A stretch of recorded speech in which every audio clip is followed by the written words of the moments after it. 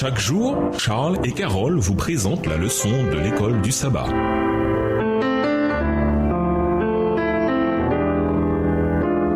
Bienvenue dans votre émission. Dieu nous parle. Nous voilà à la leçon de jeudi. Soyons donc reconnaissants. Hébreu conclut cette partie en faisant remarquer que la réponse qui convient pour toutes les choses merveilleuses que Dieu a faites pour nous, c'est de faire preuve de gratitude en lui offrant un culte qui soit convenable. Comparons Hébreu 12, verset 28 à Hébreu 13, verset 15 et 16. Comment offrir à Dieu un culte convenable? Hébreu 12, verset 28, c'est pourquoi, recevant un royaume inébranlable, montrons notre reconnaissance en rendant à Dieu un culte qui lui soit agréable. Hébreu 13, verset 15 et 16. Par lui, offrons sans cesse à Dieu un sacrifice de louange, c'est-à-dire le fruit de lèvres qui confesse son nom. Et n'oubliez pas la bienfaisance et la libéralité, car c'est à de tels sacrifices que Dieu prend plaisir. Dans le système de l'Ancienne Alliance, le sacrifice des animaux était le moyen par lequel le peuple manifestait sa repentance et sa gratitude. Mais ce sacrifice n'était qu'une marque de la gratitude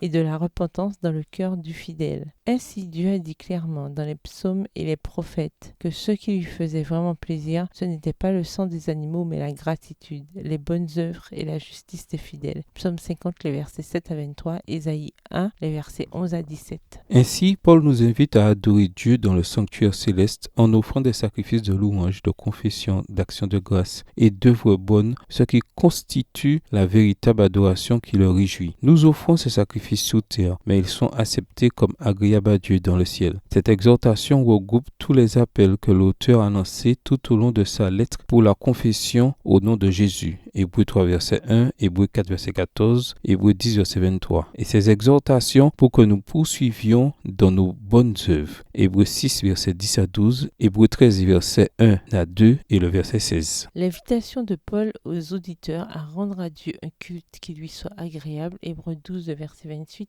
implique que les croyants soient véritablement une nation de prêtres qui a été perfectionnée et sanctifiée à travers le sacrifice de Jésus. Hébreu 10, les versets 10 à 14 et 19 à 23. Cela accomplit le dessein d'origine de Dieu pour Israël, qu'il soit une nation de prêtres à travers laquelle il pourrait annoncer la bonne nouvelle du salut au monde. Exode 19, les versets 4 à 6, 1 Pierre 2, les versets 9 et 10, Apocalypse 1, le verset 6 et Apocalypse 5, le verset 10. Hébreu 13, verset 1 à 6 décrit en termes concrets ce que signifie faire le bien et partager ce que nous avons. Cela veut dire manifester de l'amour fraternel, tout comme Jésus a fait preuve d'amour fraternel envers nous. Hébreu 2, les versets 11 et 12. Cela veut dire être hospitalier, visiter ceux qui sont en prison ou qui sont maltraités. Hébreu 13, verset 3. Et rejeter l'adultère et la convoitise. Pourquoi c'est important de prendre en considération les bonnes œuvres et de partager ce que nous avons dans le cadre du culte que nous rendons à Dieu? En même temps, de quelle manière très concrète nos sacrifices spirituels peuvent-ils être corrompus? Ésaïe 1,